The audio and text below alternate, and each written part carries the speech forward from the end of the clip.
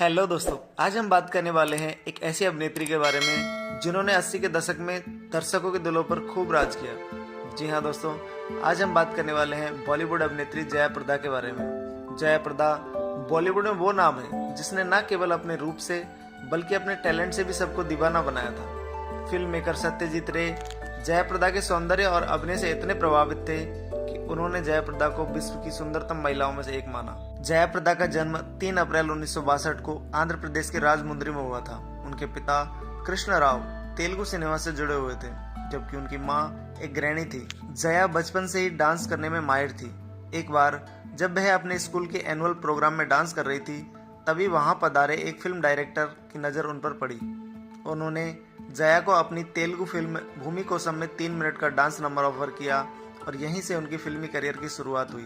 उन्होंने कई तेलुगु, तमिल, कन्नड़ और हिंदी फिल्मों में काम किया है। जया प्रदा का असली नाम ललिता रानी था, लेकिन फिल्मों में आने के बाद उन्होंने अपना नाम बदल लिया और वो ललिता से जया प्रदा बन गई। जया प्रदा को बॉलीवुड में लाने का श्रेय डायरेक्टर विश्वनाथ को जाता है, जिन्होंने उनके साथ साल 1979 में सरगम फिल्म बनाई थी।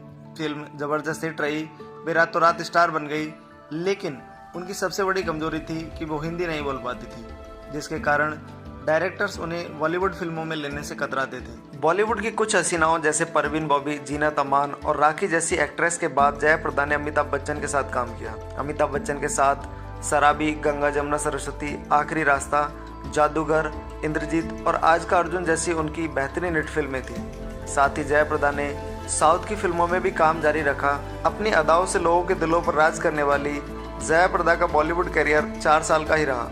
साल 1984 से 1988 तक वे बॉलीवुड की टॉप अभिनेत्रियों में शुमार रही। उन्होंने अमिताभ बच्चन, जितेंद्र, राजेश खन्ना आदि कई स्टार्स के साथ काम किया, लेकिन साल 1988 के बाद उनके फिल्मी करियर का ढलान शुरू हो गया। साल 1985 में जया प्रदा का करियर अपने चरम पर था। वो बॉलीवुड की सबसे ज्यादा फीस चार्ज करने वाली एक्ट्रेस बन गई थी। इसी दौरान वो इनकम टैक्स विभाग की रडार पर आई और उनकी जिंदगी में तूफान खड़ा हो गया। इस मुश्किल वक्त में जया प्रदा की जिसने सबसे ज्यादा मदद की वो थे फिल्म प्रोड्यूसर श्रीकांत नाहटा। श्रीकांत ने जया को न केवल इनकम टैक्स विवाद से निकाला, बल्कि हर मौके पर वो इमोशनली भी उन्हें काफी सपोर्ट किया करते थे। धीरे धीरे जया प्रदा और श्रीकांत एक दूसरे के करीब आ गए, इतना करीब कि जया प्रदा ने 3 बच्चों के पिता श्रीकांत से साल 1986 में शादी कर ली थी। बॉलीवुड में दूसरी शादी कोई हैरानी की बात नहीं थी, लेकिन श्रीकांत और जया ने जो किया वो चौंकाने वाला था। दरअसल श्रीकांत ने अपनी पहली पत्नी को तलाक दिए बिना जया प्रदा से दूसरी शादी कर ली थी। श्रीकांत से शादी करने के बाद जया प्रदा को बच्चे का सुख नहीं मिला।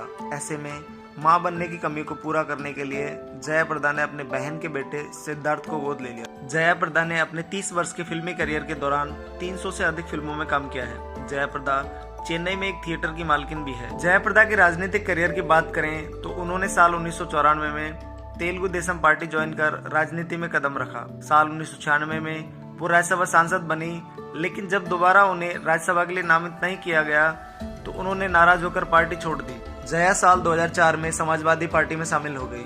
वो साल 2004 से 2014 तक रामपुर की सांसद रही, फिर उन्होंने बीजेपी का दामन थाम लिया। साल 2019 में जया ने बीजेपी के टिकट से रामपुर की सीट पर लोकसभा चुनाव लड़ा, लेकिन वो हार गई। जया प्रदा वर्तमान में राजनीति में सक्रिय हैं। तो दोस्तों, कैसा लगा आपको ये वीडियो कमेंट बॉक्स में बताएं। अगर वीडियो पसंद आया हो तो वीडियो को लाइक और चैनल को सब्सक्राइब करें। धन्यवाद। जय हिंद।